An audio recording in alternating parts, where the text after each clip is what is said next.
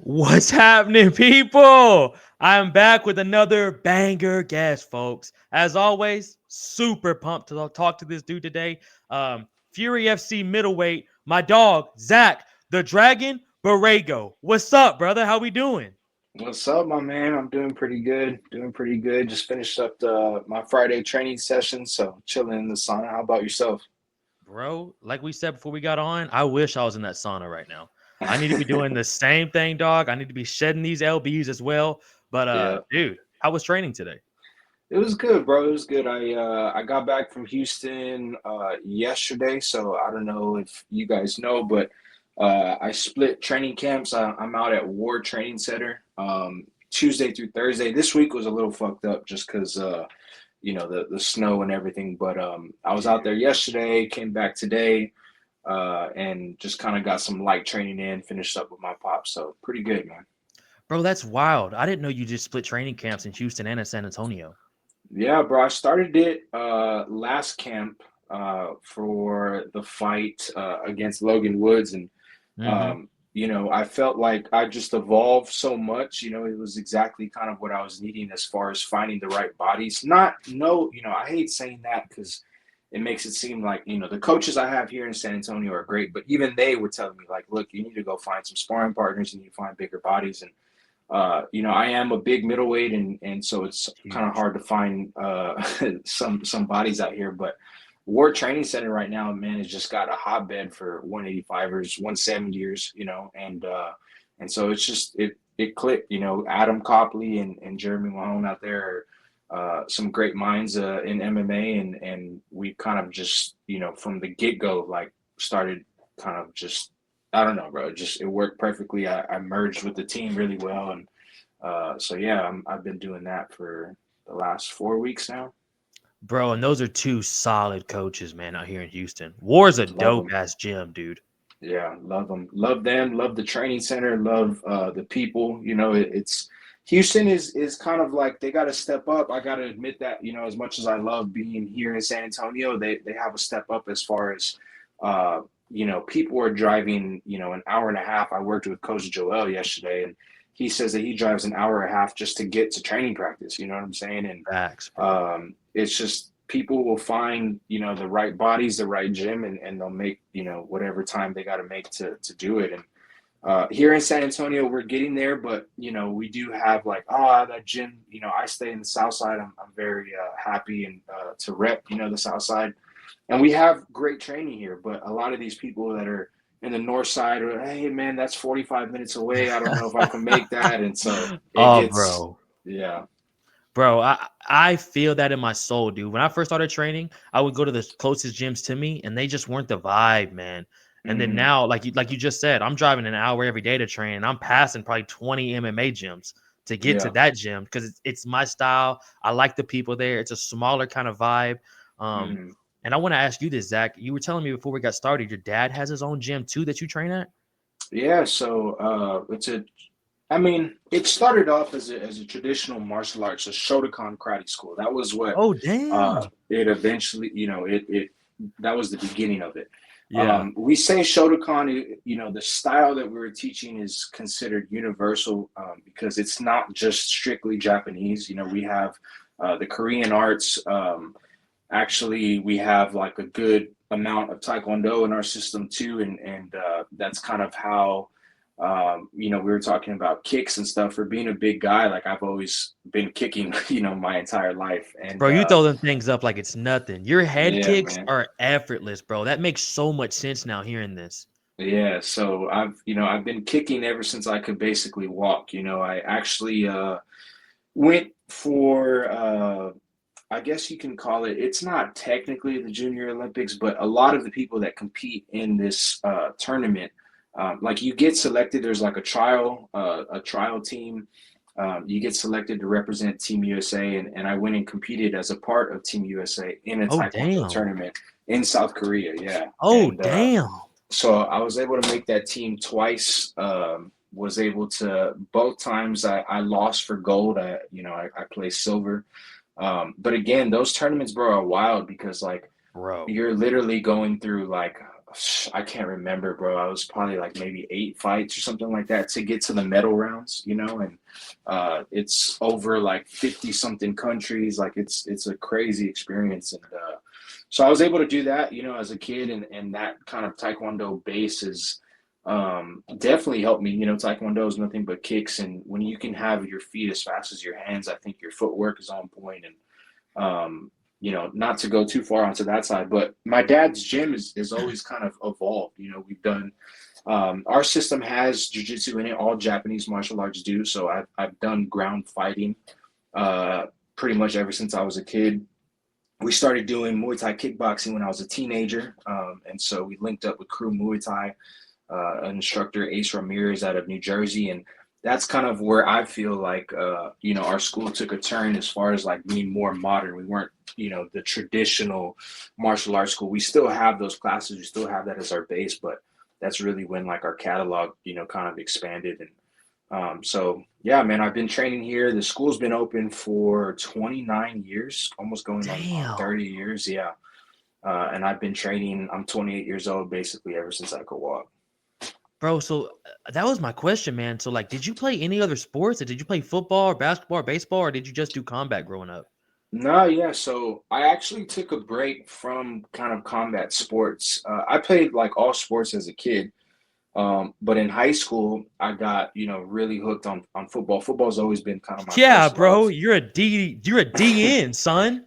Yeah. So I was playing my junior year, I started getting like some looks, and I was doing like these like Yeah. football camps and so on and so forth. But it really like at the end of my junior year, like when I started actually talking to coaches, I was like, oh shit, like I can kind of do something with this.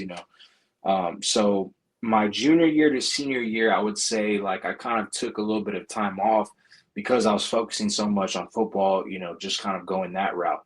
I ended up playing at Angelo State for 3 years. Oh, damn. Yeah, so a D2 school. I had a few D1 offers, but it just, they were like in New Mexico and, just these small cities that I wasn't really, Angelo State, my pops actually paid there. So it kind of just like, I don't know, I was keeping it in the family or something, Nah, but bro, that makes sense. yeah, so they were good people. I went through a coaching staff change my sophomore year. Mm-hmm. And so, how those things goes and the other coaches kind of bring in their own people. And Yeah, bro. I think it was a good learning experience because honestly, at that time, like, I ain't gonna lie, bro, like, I don't know if I was just dumb or what, but, my senior year, I was like, I think I could make it to the league, and very, very quickly, bro. Like my first week there, I was like, all right, this is a different level. You know what I'm saying? Yeah, Like it's bro. but I used it to get my degree, and I used it to kind of grow up a little bit. And as soon as I finished, it was kind of like a funny story, bro. Because like my junior year, my last year that I stopped playing, like we all kind of like we're always watching MMA and UFCs, and like the guys didn't really know like I trained.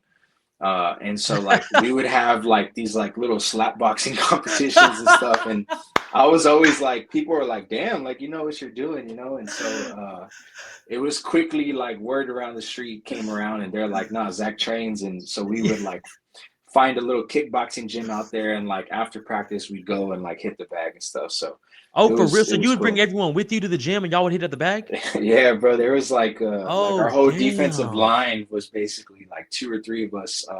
My boy GP, I haven't talked to him in a minute, but that was my dog. Cause like we literally, bro, like we come from practice, and this dude, bro, was like he could have definitely gone to the league, bro. He was very Oh, for talented, but real? he just loved MMA, and so we'd literally go from practice to like we'd always miss like the 7 o'clock, but they'd have like a little open gym. And so we would just like be kind of fucking around on the bag. But Yeah. that was kind of like how I spent my senior year. You know what I'm saying? And what year is this, bro? Like 2018, 2019? So I graduated high school in 2014. I went in 2015, Okay. and I played to 2018. Yeah. So when you get done in 2018, bro, what do you do then? Do you go back home? Are you kind of just like looking for like a job? Like, Mm-mm. are you still thinking I'm gonna do combat sports at this point? Like, what are you thinking, bro? Honestly, bro, like I had, not really put much thought into it. I knew that after football, like I wanted something to do, but I was still at school and There was no real big gyms at the time. Now I think there's one that opened up in San Angelo, but Mm-hmm. like I was kind of, just really trying to find a job, because now I had this degree, and as an athlete, I hate to say it, bro, but I didn't take my school seriously. So Bro, we never now, had to. You know, I same exactly, thing, bro. When I played sports in there, bro, C's got degrees, son. And for the exact most that, part, bro, bro, teachers helped you out, coaches a helped hundred you out, percent, dog. And like you a said, you're hundred still thinking percent, in your brain, like, I'm gonna be on the bills, motherfuckers. Like, I'm not right, worried about all this school shit. 100%. And that's what, like, I tell my brothers in college now, and I tell them, like, bro, I hate to say it, bro, but I didn't start going to Yeah. class until like my junior year, senior Nah. year. You know what I'm saying? And it's funny, bro, because when I started going, I was like, bro, this shit is kind of cool. You know what I mean? Like Yeah. education Yeah. was like I enjoyed learning, and so I tell him all the time, like I know my brother and I are so different, but I always text him like, bro, you better be going to class. Like, and he's like, dog, I am. Like, you know what I'm saying? Uh, but yeah, bro. Long story short, I finished. I get my degree. I'm Yeah. working at Budweiser, so I was working in the warehouse at like a satellite location in San Angelo. And bro, like my whole story, I feel like I've just, it talks, I think, a little bit about character. Like I've always been, I feel like a guy that can, just be cool with everyone. And so I'm working in the warehouse. They find out I graduate. I end up getting linked up with someone in the marketing department. Mm-hmm. And I kind of do like an internship over the summer. So my degree was in mass media. My plan was Oh, originally to like damn. try to go write for ESPN or something like that. And Yes. that little internship, bro, helped me so much because that lady knew so many people, and so she wrote me, some good, recommendation letters. She Hell kind of yeah. showed me the way, and so I ended up getting a job back in San Antonio, like right out of college. Oh, hell Um, yeah, bro. yeah, which is like unheard of. You know what I'm saying? Especially, Yes. I didn't have much internship. I didn't have anything. So I went from basically living out of, my college apartment to moving back home, and I had something kind of locked down. So in that sense, I was really blessed to kind of get a good little leg up. Mm-hmm. And I worked there for about, I would say, 9 months. And at this time, I'm still training, but it's obviously like this is a full 9 to 5, and Yeah, bro. my mind was kind of just not really there. And then COVID hit.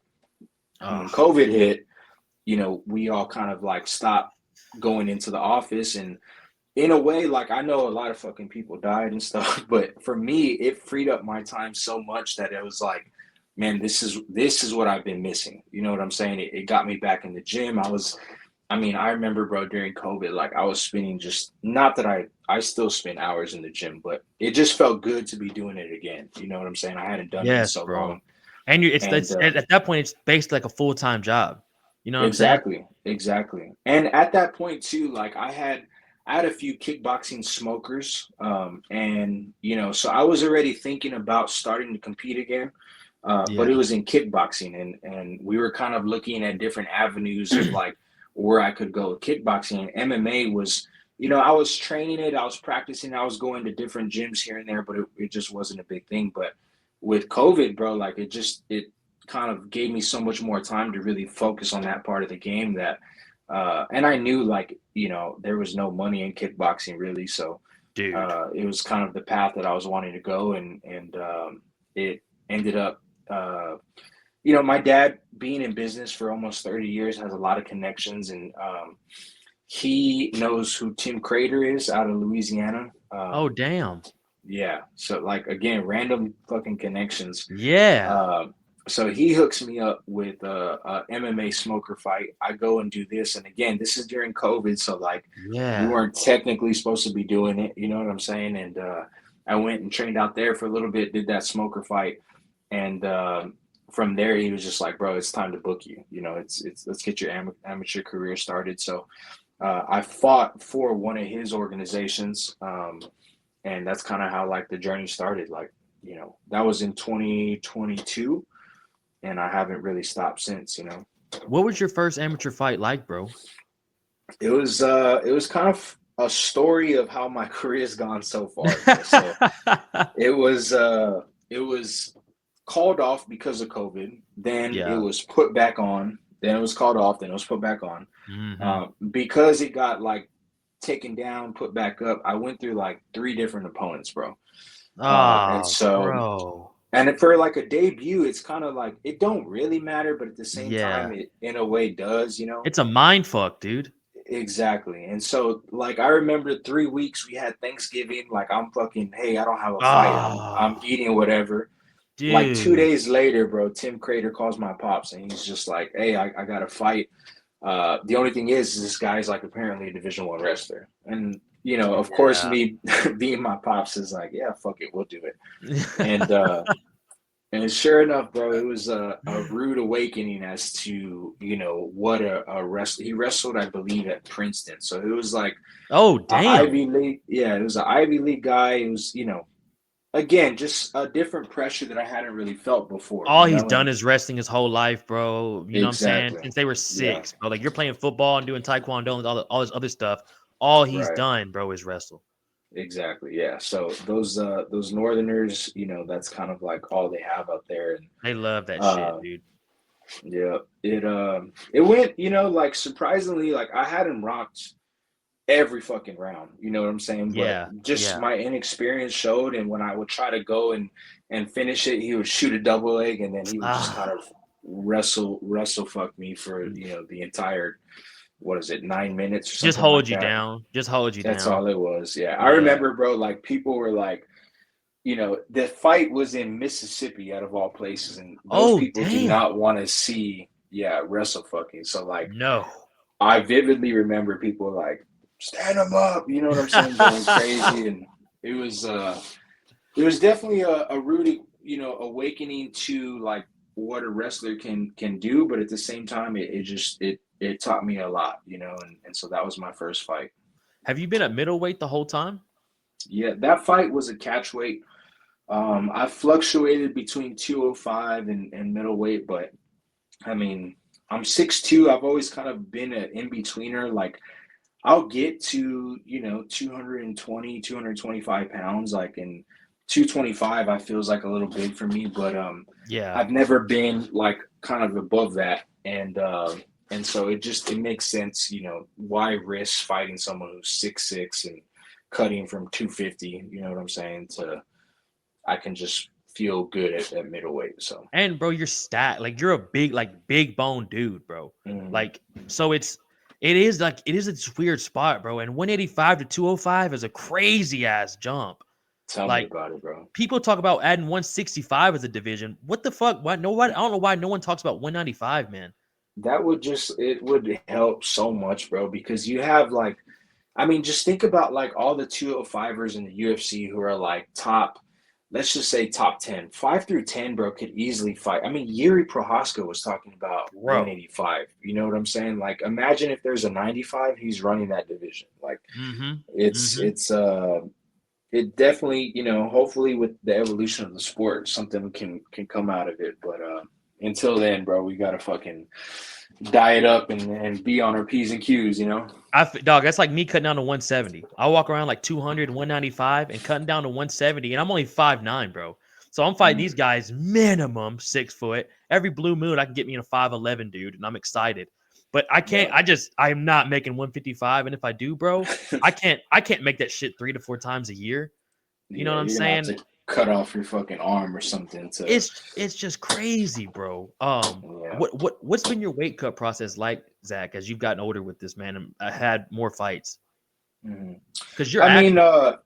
yeah, I think it's been a lot of trial and error. By no means has it been easy. You know what I'm saying? I've hired a Oh, nutritionist. I've missed weight. I missed weight on one of the biggest stages at the Contender Series, and that was a big deal.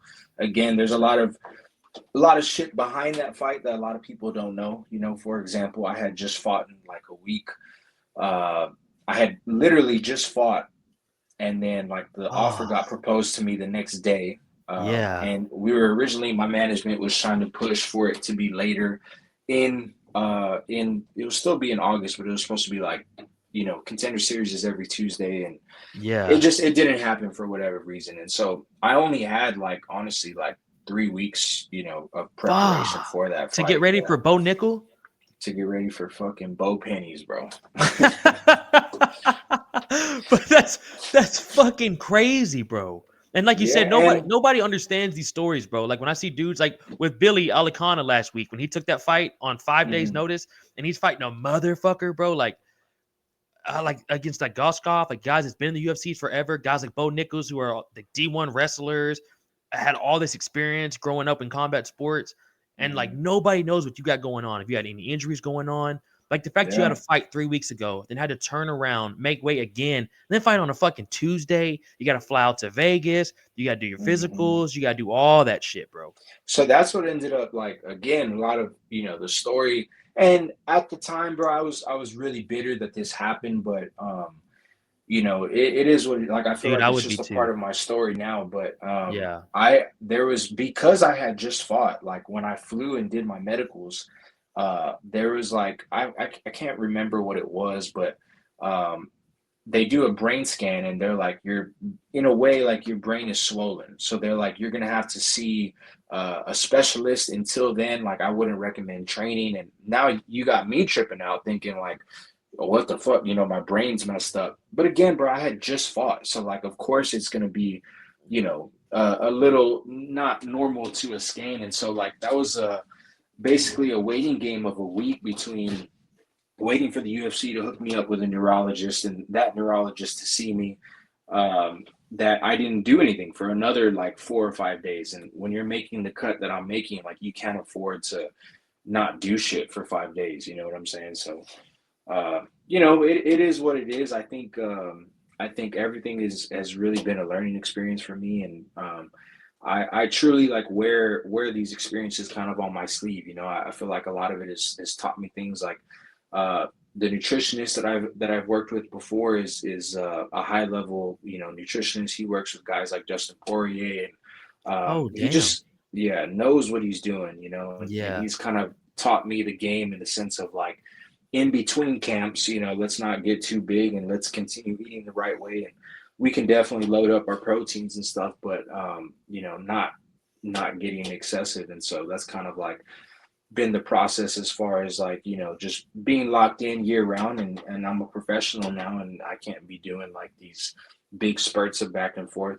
So that's kind of how it's been.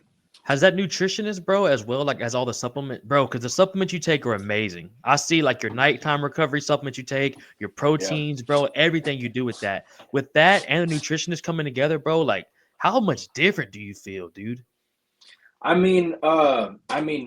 Like the biggest thing, bro, it's funny because I was just my barber is going to the strength conditioning gym with me, right? We were Let's go. just talking about this, yeah.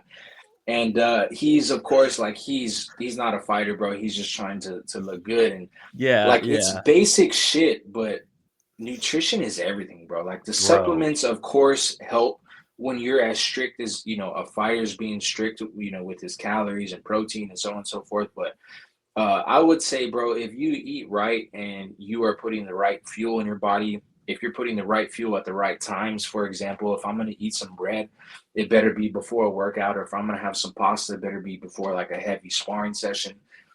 You can feel the difference, bro, like just from that. You know what I'm saying? On top of, I have a sponsor, Rocks Discounted Vitamins. They're a local company in Houston and San Antonio, but Let's go. um, yeah, they hooked me up with the right stuff that like on top of eating right, I feel great. Recovery. That little video I posted about my sleep, like just sleeping. If you're not sleeping Dude. more than 7 hours, bro, and you do take the next sleep you get. Say I'm gonna try to shoot for 7 hours. I guarantee you're gonna feel fucking amazing. You know what I'm saying? Like just by sleeping. So all those things, bro, play such a role in everything. And if you're And a you, professional, like you have to do it. bro, and you got so much going on. You got a newborn child. You're training probably twice a day. You're Yeah. having to make sure money's still coming in at the same time. You got other stresses in life that no one's even thinking about or talking about with like family and friends. So it's Hmm. crazy to manage all this, bro. And like you said, still sleep 6 to 8 hours too, dude. Like Yeah. it would sound like you're That's gonna pass out, but like it's harder than you think. No, with the newborn, bro, he's giving us a run for our money for sure. He's Hey, been congrats on that though. Congrats. thank you, bro. Thank you. Yeah. It's one of those things, bro, where like, I'm up at whatever time and I'm like, what the fuck, but then the moment, because I am leaving to Houston, like the moment that I'm away from him and my girl, I'm just like, God damn, like, you start like, I would rather go through that than be away. So it's been a really beautiful, beautiful experience, bro. That's cool, man. Another thing too, I want to know, Zach, what has been some of your favorite places you fought, bro? I think for sure, bro, like let's see. I don't wanna, San Antonio is amazing. You know what I'm saying? Yeah, Fighting in front of yeah, your hometown. Unfortunately, my last two fights here in San Antonio have been some big fights and it big hasn't fights, really, bro. yeah, hasn't gone my way. And that sucks because when you have people, and this is something that maturity's taught me, when you have people that support you, the losses hurt just as much. You know what I'm saying? And so it felt like for a while, like I was like, you know what, this next fight I'm gonna do, I want to be away from my hometown a little bit, just to not have to worry about that. But I can't get away from it, bro. My people love me, that support me truly, and being waking up in your own bed, bro, is just like amazing. You know Oh, what I'm saying? Like, dude. um, so San Antonio for sure is up there. Of course, Vegas just has that big fight feel. I wish now that, and again, it's gonna come. Like, I know that One hundred, bro.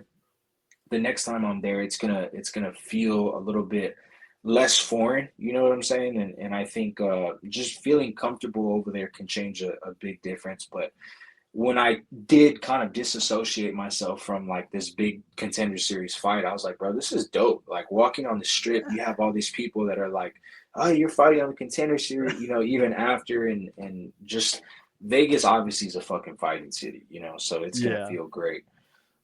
So Vegas is probably two, and then of course, bro, Houston. Like I have family in Houston. I'm training in Houston now. Houston's kind of grown on me, and I hate when I have to go to Houston to fight Houston guys, but at the same time, like, it's all love with Houston. So Houston's a good fighting town as well. Bro, it's so fucking cool that you've been able to fight in all these different places too, man. Because, bro, with me doing this, I've only been doing this since about COVID too, bro. And I've only fought in Dallas, College Station, and Houston. So, you know what Mm, I'm saying? Like, I couldn't imagine what it was like for you going to Vegas, bro. Like yeah, having your team with you. And like you said, you're disassociated from like you're not waking up every day to like little drama or little stress that like you would be at the house. But you're also, right. like you said, you're somewhere where you're like, what the fuck, bro? Like you can't make your own breakfast in the morning. There's no Mm, like you can't make your own dinner. You're not in your own restroom. Like little shit like that, bro, that just kind of adds up. But it is cool to be out there with a couple coaches, a guy or two from your gym, and you're like, hey boys, it's us four versus everyone out here. right. Yeah, and that's exactly how it felt. I think again, bro, the timing was a little messed up. Like I had just came from a fight. At this point, I'm Oh, only like dude. I think 2-0 or 3-0 in my career. So Oh, so uh you were brand new yeah, bro, almost. I was 6 months into my pro career. Like Oh my God, be, Zach. because of my activity, my record showed, You're but just so active. those three fights were within like 4 months, 5 months. You know what I'm saying? Like it was bang, bang, bang. And because of that, like the naiveness I had in kind of the game, on top of, let's talk about reality, is the money wasn't, and it's still not, but the money definitely wasn't there. And so I'm trying to stay out there for a week, but I'm trying to like get this Airbnb and I'm trying to pay for these coaches. And so there was just so much extra stuff, that was coming with it, where, like I said, now I think if I'm gonna go, one, I don't know if I necessarily have to go out there to try to find these coaches because I have, a good set now. And two, it's just, you can only learn through experience, bro, and those experiences are definitely something that I'm taking with me. Bro, it really is something crazy to like think about. Like I know some like it might not went your way, but like when you got home, it had to be crazy, kind of reliving that week through your brain and just Bro. being like, man, dude, we did this Tuesday. Like you said, after the fight, we're on the strip with the boys. Y'all probably got a nice meal. You're like, damn, I Mhm. was I was on ESPN. Like that's Yeah. kind of starts sitting in, bro. I mean, I know you don't get the like that overall dub for it, but bro, you got a dub on life out of that experience. No, 100%, bro. And to be honest, like I haven't really thought about it like that really until recently. Like I would say, Yeah. because I had somewhat of a layoff, I haven't fought since July. Like I've had to kind of take a little outside perspective look on my career and that type of thing. Like let's just take the fighting instance, right? At this point, when I fought Bo Hmm. Nickal, I believe I was 3-0, right? And Crazy. just as well as I know that coming up, I was considered somewhat of a prospect, especially being 3-0 with three finishes. That Big dude. like you're gonna kind of get these fights that are gonna set you up, right? And most of these guys, are taking fights, one every 4 months or something like that, and they're finding these specific opponents that are gonna help elevate them, but they're not the fucking Bo Nickel level caliber. You know what I'm saying? And so when you go from a fight like that at so young in your career, you can only go up. You know what I'm saying? All the fights that I've had since then are guys that are either trying to get to the contender series and they're using the fight against me like, hey, I beat someone that that was there, or there's someone just like me who's a high level prospect that is trying to, okay, now I'm ready to make that jump. So I feel like I'm not saying that it wasn't like, I just feel like there was no buildup. You know what I'm saying? I went from Yeah. point A to point B so fast, and now I feel like it's starting to pay off. I didn't really see it a couple months ago. I didn't really see it, the last this fight that I'm taking, bro. I'm gonna barely be 3 years as a pro, and That's and crazy. crazy, bro. Like, cause you see guys going to contender series who are like maybe 6-0, 7-0, but they've been a pro Yes. since 2019. You know what I'm saying? Yes, And like, bro. it's just it's the timing thing that, like I said, I was talking to my coach the other day, and we're like, bro, I've gone through so much shit for this not to pay off. You know what I'm saying? Like, it's just Facts, dude. the Facts. timing's a little off, but it's finally starting to kind of come full circle. So And bro, you're still so young, bro. 28. And Zach, I know it's got to be killing you. You haven't took a fight since July, dude. Because in tell me about it. 2022, you had 4 fights. In 2023, you had 4 fights. 2024, you had 4 fights. Like, Right? and you stopped in July. So it's like, holy fuck, man. Like, Yeah. it's you're doing it right, bro. You got it. Mhm. You didn't start off like 18 years old with contender series fights, amateur fights. These dudes, like you said, they have 8 to 9 pro fights, and they also got 10 amateur fights. Right. You know what I'm saying? So like, it's crazy, bro. And at amateurs, bro, you're fighting guys that are like, I don't know if I'm gonna do this or not, but I want to try it. And then when you Mhm. get pro, you're fighting guys that are legit. But bro, to go 3-0 and then go, here's Bo Nickals, that's Right. fucking crazy, man. And Yeah. you've only gotten better since then. I've watched your fights since then, bro. Dude, you are cracking motherfuckers. Yeah. Even the fight against Jordan Wright, former UFC guy, fucking Mhm. been in the UFC for like 10 plus fights almost. You're in there Yeah. still banging with him, bro. I mean, like, it's Yeah. insane, man, to watch this too, bro. And like kind of hearing what you're saying, like watching your journey go up too, bro. Mhm. No, yeah, and like I said, bro, I think every loss that I've had, has taught me something. Like, for instance, that Jordan Wright fight, like he took literally everyone by surprise. I was just talking. I trained with Alex Morano, who's a commentator for Fury, Alex is and my he was like, dog. "Yeah, that's my guy, man. He's a cool dude, man.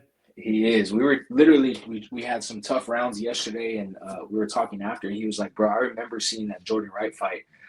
And I'm thinking like, this is going to be a striking battle, two traditional martial arts Yes, guys, dude. and this guy Yes. comes out and wrestles you. He was like, bro, that's such a, as much as we can say what it is, he obviously Come didn't on. want to strike with me. Come But on. on the flip side, bro, I like I said, I feel like I'm a winner at heart, bro. And if I'm gonna take an L, I'm gonna find, where did I take this L at? You know what I'm saying?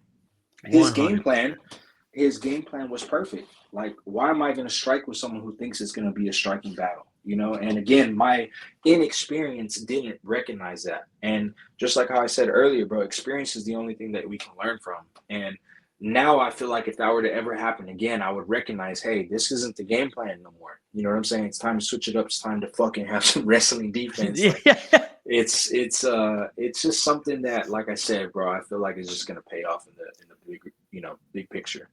Zach, after already being in the Dana White Contender Series, bro, would you rather want to do that again, or would you rather go through the Ultimate Fighter? That's a good question, bro.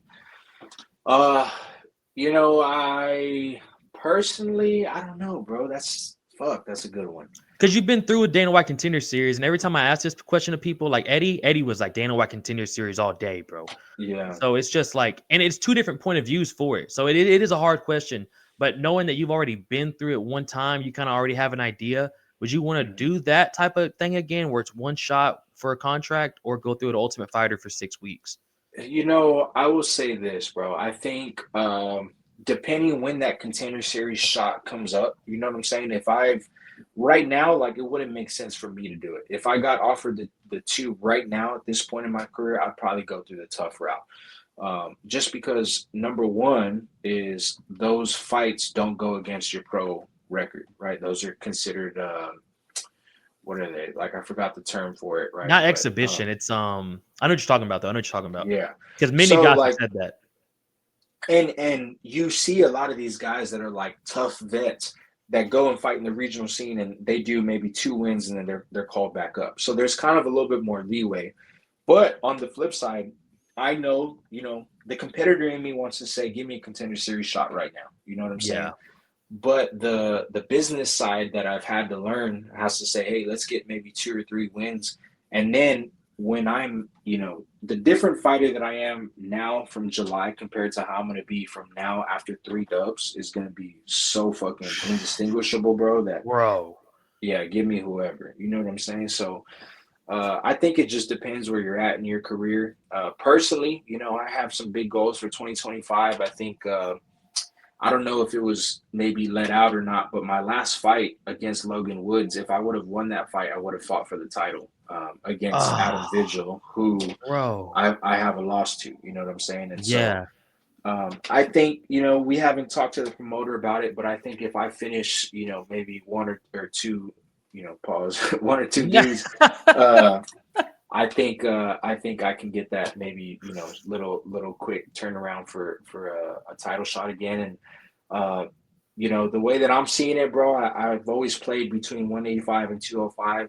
I think the 205 belt's vacant. I think at the end of 2025, if I become double champ for Fury, it's going to be hard to deny me to just give me a call up. You know what I'm saying? So let's go. We got some big plans, bro. Bro, and you crack, man. You could compete with both the divisions too, bro.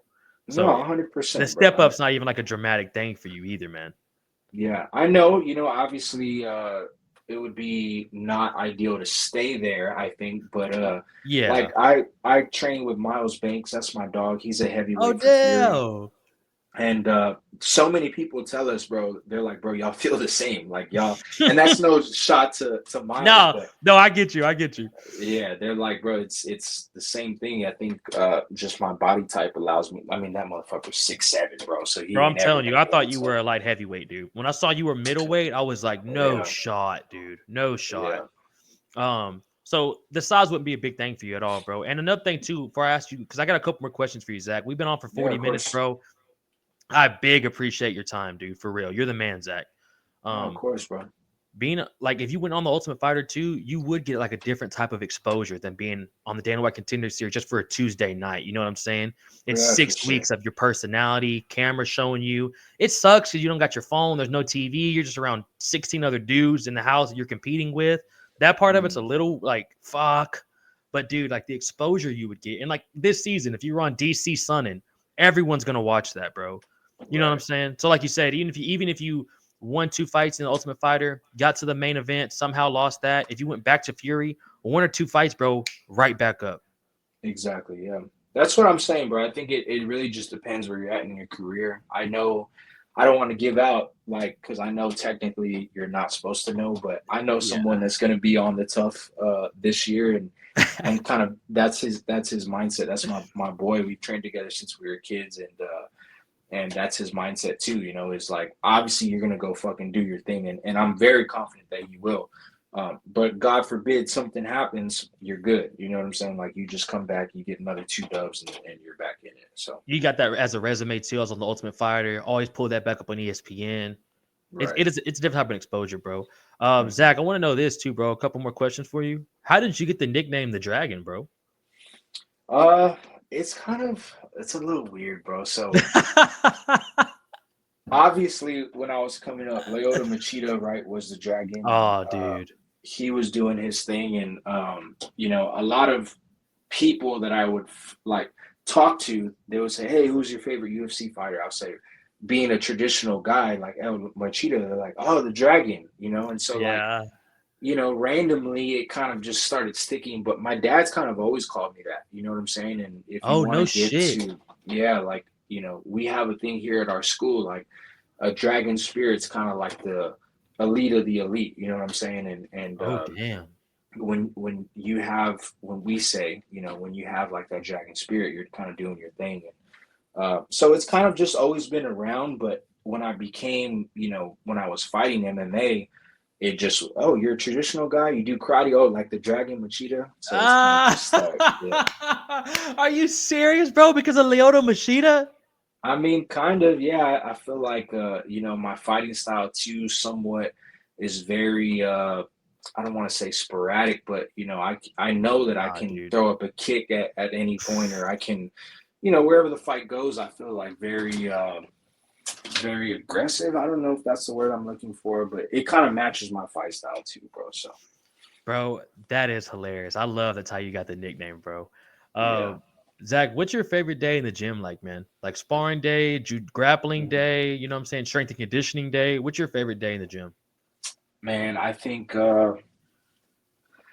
I would say when I'm in camp, bro, I really look forward to my sparring days. I think when you have a set kind of agenda of what you're trying to accomplish, you know, for me, like I'm very task oriented. So if I go in the gym and when I'm sparring, something that I've been doing is like I'm gonna hit my keys, you know what I'm saying? So what's my key today? I'm gonna keep the distance, I'm gonna use my jab.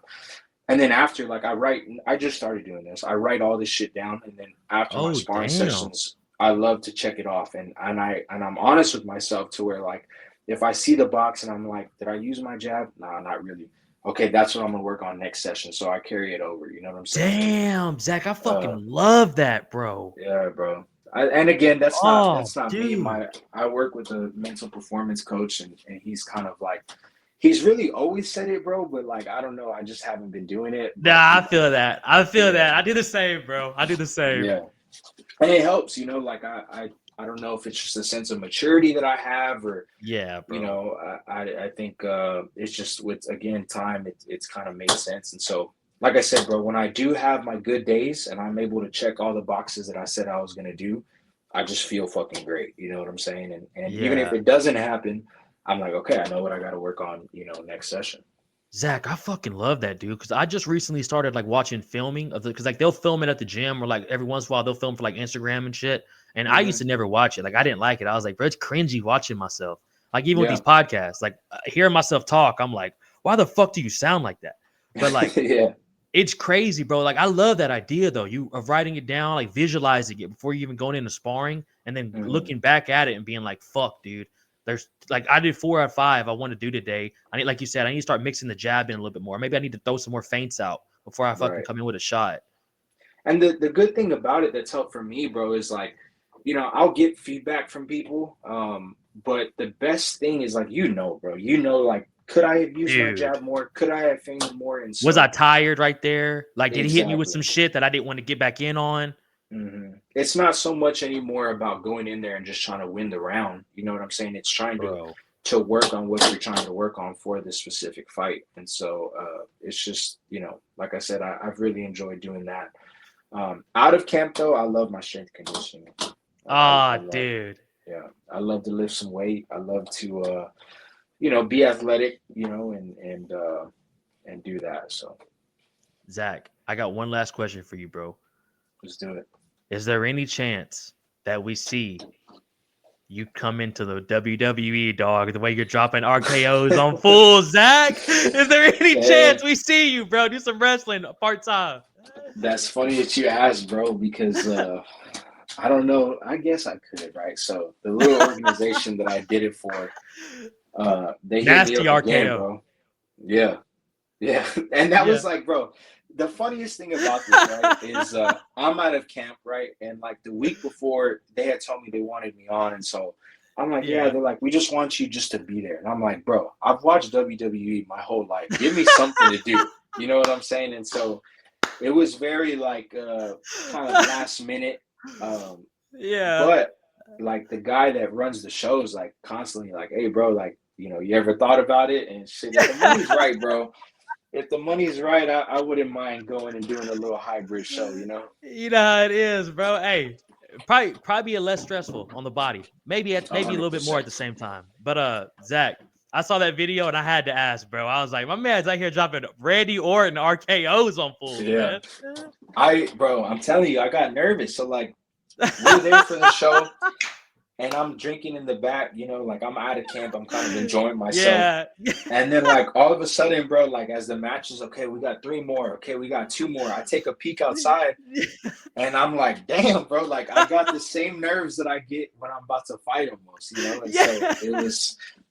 so it was cool, man. It was those guys are, shout out to all the wrestlers, man. Shout out. And it looked packed too, bro. I saw the fans. I was like, Yeah. damn, this is a real ass Bro, that's promotion. what I was like. That's what I'm saying. When I looked outside, I'm like, there's more people. Like it was a cool little gig, bro. I'm glad they let me do that. That's cool, man. Zach, you're the man, bro. For real. Like I Yeah. appreciate you more than you know, man, coming on the show. I cannot wait to see your fight, man. February 21st in San Antonio for Fury FC. And bro, I'm always down to have you back on the show, Zach. For real. You're the fucking man, bro. If there's anything you want to say or shout out anyone before we go ahead, brother. Yeah, bro. I just want to take time to thank, of course, my sponsors. Right now we're still ongoing and adding some to the team, but I know guys like Martinez and Associates out here in San Antonio, Gomez Law Firm, PlyoFit, my strength and conditioning gym. He's Let's been behind go. me since since I was basically a kid, in high school. We got Countdown SA, which I'm going to this weekend. They're a resale shoe store, and so I'm about Damn. to cop me a little fight night fit. Yeah, Yeah. and Yeah. yeah, all my coaches, of course, the coaches out at Ward Training Center, all my training partners. My dad, the gym here, the Doja Karate Academy, DKA, Black Stallion Boxing, Unity Training Center. We've been kind of going through this now for a couple years, and I feel like it's our time. Not only myself, but all the training partners that I'm training with. It's time that we're gonna make our impact on the sport. So, Bro, 100%, Zach. I cannot wait to see what this year holds in store for you, bro. You're the fucking man. Folks, give this man a follow. If you're wondering where to follow him at, scrolling through at the bottom, ZB_58. You're the man, Zach. I appreciate you, brother. Nothing but blessings I this year, my appreciate it, man. bro. No, of course, thank you for having me on. We're out, folks.